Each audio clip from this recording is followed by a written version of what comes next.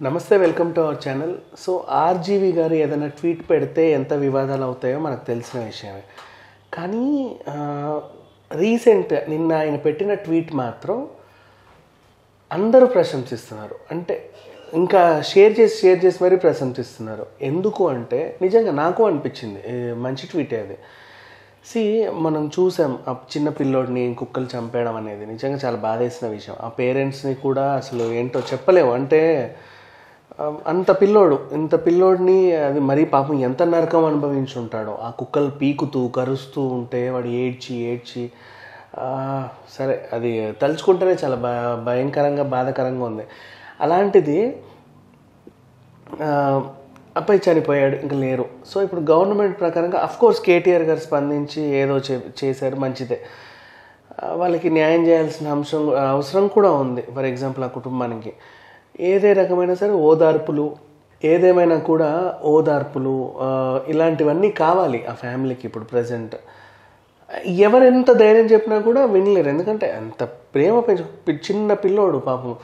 పోనీ దేని మీద నుంచో పడి చనిపోయాడో, లేకపోతే ఏదైనా యాక్సిడెంట్ అయిందో, లేకపోతే హెల్త్ బాగా ఏమన్నా అయిందో అన్నా కూడా వాళ్ళు ఓర్చుకుంటారేమో తర్వాత. అంటే అవి కూడా తట్టుకోవడం చాలా కష్టం. అయినప్పటికీ కూడా కొంతకాలానికి ఓర్చుకుంటారు.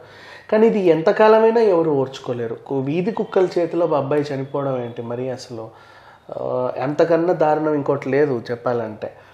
సరే, అంటే వాళ్ళకి ఎవరు న్యాయం చేస్తారు? ఇప్పుడు ఒక యాక్సిడెంట్ అనుకోండి, ఫర్ ఎగ్జాంపుల్, ఆ గుద్దిన వాడిని అడిగి ఏదో చేయాలనుకుంటారు. లేదు, హెల్త్ ప్రాబ్లం వల్ల పోయాడు అంటే హాస్పిటల్ వాళ్ళు సరిగ్గా చూడలేదు, ట్రీట్ చేయలేదు అంటే వాళ్ళ మీద పడతారు. ఏ మెట్ల మీద నుంచో ఏదో పడ్డారంటే మన తలరా తింతే అనుకుంటారు. అంటే ఇంట్లో అలా జరిగింది, అయ్యో ఇలా జరిగిందని చెప్పేసి.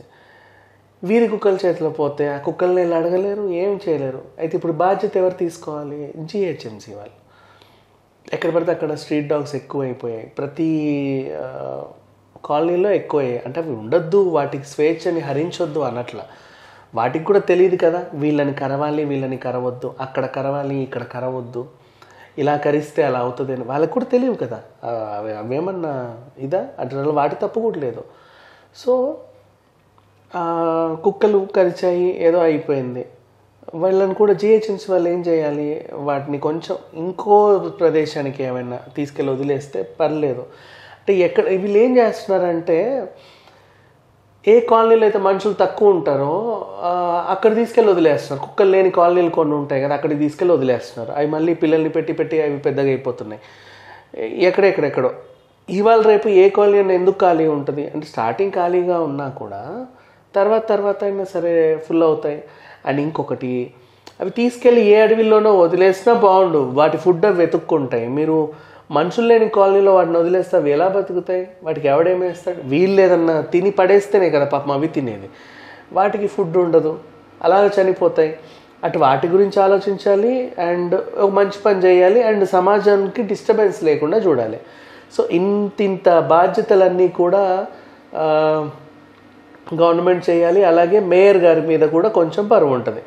ఆవిడ కూడా గద్వాల్ విజయలక్ష్మి గారు ఏదో ఒక సందర్భంలో అయ్యో ఇలా జరిగింది, నేను కూడా చాలా ఫీల్ అవుతున్నాను, నాకు చాలా బాధగా ఉంది, పాపం చిన్న అబ్బాయి ఇలా అయ్యింది, నేను కూడా కుక్కను పెంచుకుంటున్నాను, బట్ నాకు నిజంగా చాలా బాధ వేసింది అని ఏదో 4 విషయాలు చెప్పుకుంటే ఎవరేమనేవాళ్ళు కాదు. ఒకటి, రెండోది, అసలు ఆమె మాట్లాడకపోయినా కూడా, పట్టించుకోకపోయినా కూడా ఆమెను ఎవరు అనేవాళ్ళు కూడా లేరు.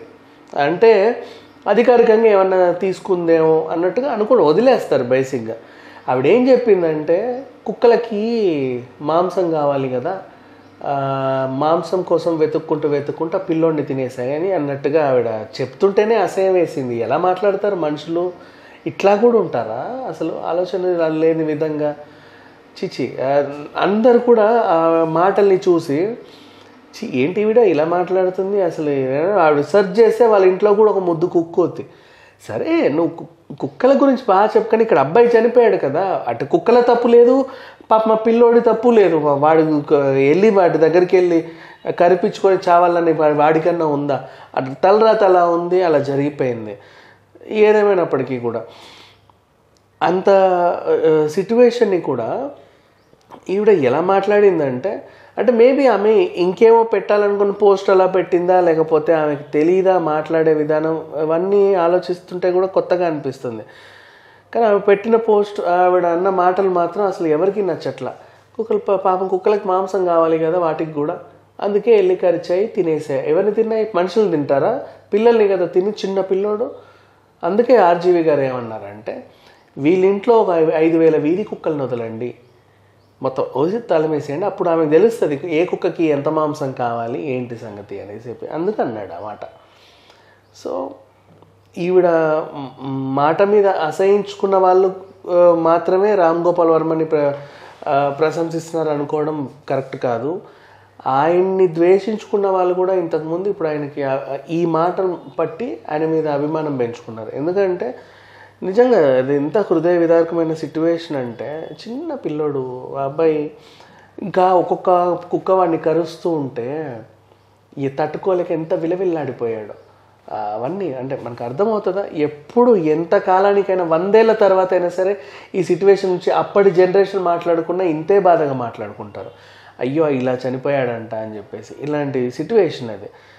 సో ఆ రకంగా చూసుకుంటే ఈవిడ పెట్టిన పోస్ట్కే ఇంత దుమారం అనేది రేగింది.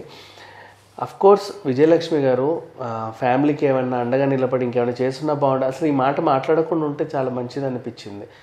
ఏదేమైనప్పటికీ ఇటీవల కాలంలో మనం చూస్తున్నాం, సెలబ్రిటీలో కానివ్వండి, ఫేమస్ పర్సనాలిటీస్ కానివ్వండి, చాలామంది కూడా ఊరికే నోరు జారుతున్నారు. అంటే వాళ్ళకి ఏం మాట్లాడాలో ఏంటో అర్థం కానట్టుగా పిచ్చి పిచ్చిగా ఏది పడితే అది మాగేసి, వాగిన వాగుడు కాస్త జనాల్లో వైరల్ అయ్యి వీళ్ళ మీద ట్రోల్స్ అయ్యి అసహ్యం పెంచుకొని ఎందుకు వచ్చిన గొడవ ఇదంతా కూడా?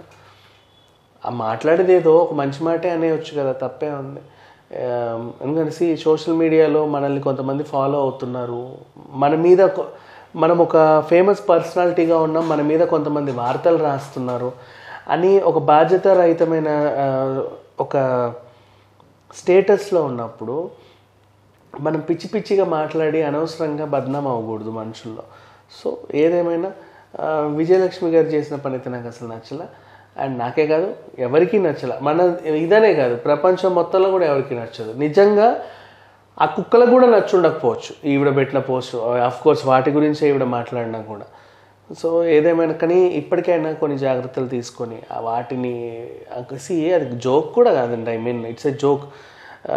అనుకున్నంత ఈజీ పని కూడా కాదు. అన్ని సిటీ మొత్తం కొన్ని లక్షల కుక్కలు ఉంటాయి. లక్షల కుక్కల్ని తీసుకెళ్ళి ఒక దగ్గర అకామిడేట్ చేసి వాటిని చూసుకోవాలంటే ఎవరి వల్ల కూడా కాదు. అవే కొట్లాడుకుంటూ ఉంటాయి అండ్ వీళ్ళు తీసుకెళ్ళలేరు. అలానే ఒక్కో కుక్కకి ఒక్కో బోన్ తయారు చేసి ఇంకో దగ్గర పెట్టను లేరు. సో ఈ రకంగా చూసుకుంటే ఈవిడ పెట్టిన పోస్ట్ ఏదైతే ఉందో మనం పట్టించుకోవాల్సిన అవసరం లేదు. మన దగ్గర కూడా అంటే వీధి కుక్కలు ఉంటే మీరు కూడా భయపడకండి. ఎందుకంటే కుక్కలకి ఏంటి, వేటాడే లక్షణం.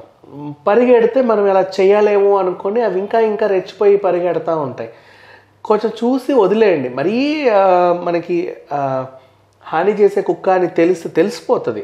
అలాంటి వాటిని కొంచెం దూరం పెట్టే ప్రయత్నం, లేదా వాడి దగ్గరికి వెళ్ళకపోవడం చేస్తే పర్వాలేదు. కానీ అండ్ ఇంకా చెప్పాలంటే ఏ కుక్క అయినా సరే, మీ నిజంగా ఒక కరిచే కుక్కలు మీ దగ్గర ఉంటే, మీ కాలనీలో కనిపిస్తే ఎప్పుడన్నా వాటికి కనబడేలాగా ఏదైనా పొట్లమో ప్యాకెట్ పడేయండి, ఏం పర్లా. ఓ ఈయన నాకు అదేదో పెట్టాడు ఇస్తున్నాడని మిమ్మల్ని ఎప్పుడు ఏమి చేయవు. కుక్కకు ఉన్నంత విశ్వాసం ఎవరికీ ఉండదు. సో ఆ రకంగా ఉంటాయి, పర్లా. మరీ క్రూరమైన కుక్కలు అయితే ఉండవు. ఏదేమైనా కాబట్టి ఇక్కడ జరిగిన సిట్యువేషన్ అయితే కూడా చాలా తప్పు. అండ్ వాటికి కూడా తెలుసో తెలియకో ఏదో జరిగింది. ఇలాంటి వాటికి ఏంటంటే జరిగిన తర్వాత బాధపడడం కంటే ముందే మనం జాగ్రత్త తీసుకోవడం బెటర్. ఎందుకంటే కాలనీలో అన్ని కుక్కలు ఉన్నాయన్నప్పుడు పిల్లోడు వాడికి తెలియకుండా వెళ్ళిపోతాడు రోడ్ల మీదకి, ఏదన్నా కనిపిస్తే అట్రాక్ట్ అయిపోయి. మనమే కొంచెం పిల్లల్ని ఇంట్లో పెట్టుకొని వాళ్ళకు కూడా ఐ మీన్ అదేంటిది అట్లా వెళ్తే ప్రమాదం అనేలాగా తెలియజేస్తే ఏ ప్రమాదము ఉండదు. Thank you so much.